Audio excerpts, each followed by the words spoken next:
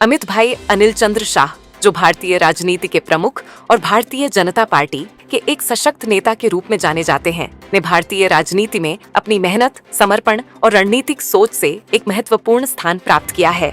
22 अक्टूबर 1964 को मुंबई में जन्मे अमित शाह ने अपनी राजनीति की शुरुआत राष्ट्रीय स्वयंसेवक संघ (आरएसएस) से की थी और आज वह भारतीय राजनीति के सबसे प्रभावशाली नेताओं में गिने जाते हैं। वर्तमान में वह भारत के गृह मंत्री के रूप में कार्यरत हैं। साथ ही जुलाई 2021 से सहकारिता मंत्री के रूप में भी कार्य कर रहे हैं।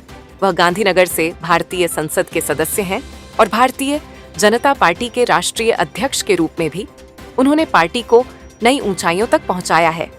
अमित शाह का जन्म एक गुजराती हिंदू परिवार में हुआ था, जो बनिया जाति से संबंधित था। उनके पिता अनिल चंद्र शाह एक व्यवसायी थे और उनका परिवार व्यापार में अच्छा खासा नाम कमा चुका था।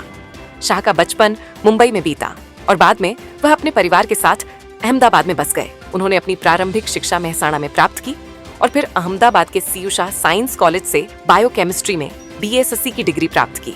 इसके बाद उन्होंने अपने पारिवारिक व्यवसाय में हाथ बटाना शुरू किया और साथ ही स्टॉक ब्रोकर और सहकारी बैंकों में भी काम किया। हालांकि अमित शाह की असली पहचान राजनीति में बननी थी और यहीं से उनकी यात्रा ने एक नया मोड़ लिया। अमित शाह का राजनीति में प्रवेश राष्ट्रीय स्वयंसेवक संघ (आरएसएस) से हुआ। 1982 में वह आरएसएस से जुड़े थे, जहां उनकी पहली मुलाकात नरेंद्र मोदी से हुई, जो उस समय आरएसएस के प्रचारक थे। मोदी ने उन्हें अखिल भारतीय विद्यार्थी परिषद (एबीवीपी) में शामिल होने की सलाह दी और शाह ने 1983 में एबीवीपी में शामिल होने के बाद अपनी राजनीति में भागीदारी शुरू की। इसके बाद 1987 में वह भारतीय जनता पार्टी में शामिल हो गए। भाजपा के युवा मोर्चा भारतीय जनता युवा मोर्चा से उनकी यात्रा शुरू हुई, जहां उन्होंने विभिन्न महत्वपूर्ण पदों पर काम किया। अमित शाह ने 1991 में लाल कृष्ण आडवाणी के लोकसभा चुनाव प्रचार अभियान का प्रबंधन किया और इस अभियान की सफलता ने उन्हें पार्टी में एक महत्वपूर्ण स्थान दिलवाया। शाह ने 1997 में गुजरात विधानसभा उपचुनाव में भाजपा के उम्मीदवार के तौर पर चुनाव लड़ा और जीत हासिल की। इसके बाद उन्होंने 1998 के विधानसभा चुनाव में अपनी सीट बरकरार रखी। उन्होंने अपनी मेहनत और संगठनात्मक क्षमताओं के कारण भाजपा में एक अहम स्थान प्राप्त किया। वह अपने संगठनात्मक कौशल के लिए प्रसिद्ध हो गए, जो उन्हें एक रणनीतिकार के रूप में पहचान दिलाता है। शाह ने गुजरात में मोदी के साथ मिलकर भाजपा को राज्य के ग्रामीण क्षेत्रों में मजबूत करने के लिए कई रणनीतियां अपनाई। उन्होंने गुजरात में भाजपा की सफलता के लिए सहकारी समितियों और ग्रामीण नेताओं से जुड़ने की रणनीतियां विकसित की। 1999 में उन्हें अहमदाबाद जिला सहकारी बैंक का अध्यक्ष चुना गया।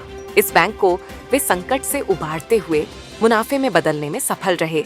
इसके साथ ही शाह ने भाजपा के विचारधारा और संगठन को न केवल गुजरात में बल्कि पूरे देश में फैलाने का काम किया। 2014 के लोकसभा चुनावों में अमित शाह को उत्तर प्रदेश में पार्टी का प्रभारी नियुक्त किया गया। उत्तर प्रदेश, जो भारतीय राजनीति में एक महत्वपूर्ण राज्य है, में भाजपा को सफलता दिलाना एक बड़ी चुनौती थी। अमित शाह ने यहां अपनी रणनीतिक सोच का इस्तेमाल करते हुए भाजपा को 80 में से 73 सीटों पर जीत दिलाई। इस सफलता के बाद जुलाई 2014 में उन्हें भारतीय जनता पार्टी का राष्ट्रीय अध्यक्ष नियुक्त किया गया। उनके नेतृत्व में भाजपा ने कई राज्यों में चुनावी सफलता हासिल की। शाह ने महाराष्ट्र, हरियाणा, जम्मू और कश्मीर, झारखंड और असम जैसे राज्यों में भाजपा को जीत दिलवाने के लिए रणनीतिक बदलाव किए। हालांकि 2015 में दिल्ली और बिहार में भाजपा को हार का सामना करना पड़ा, लेकिन शाह ने हार से निराश होने के बजाय उसे एक सीख के रूप में लिया और अपनी रणनीतियों में सुधार किया। इसके परिणाम स्वरूप 2017 में उत्तर प्रदेश, उत्तराखंड, गुजरात और मणिपुर में भाजपा को विजय प्राप्त हुई। 2019 के लोकसभा चुनाव में उनके नेतृत्व में भाजपा ने 303 सीटों के साथ बहुमत हासिल किया, जो भारतीय राजनीति में एक ऐतिहासिक घटना मानी गई। शाह ने चुनाव प्रचार के दौरान अपनी रणनीतिक सोच और पार्टी के संगठनात्मक तंत्र को सफलतापूर्वक लागू किया, जिससे भाजपा को अभूतपूर्व सफलता मिली। 2019 में नरेंद्र मोदी के नेतृत्व में बनी सरकार में अमित शाह को गृह मंत्री के रूप में नियुक्त किया गया।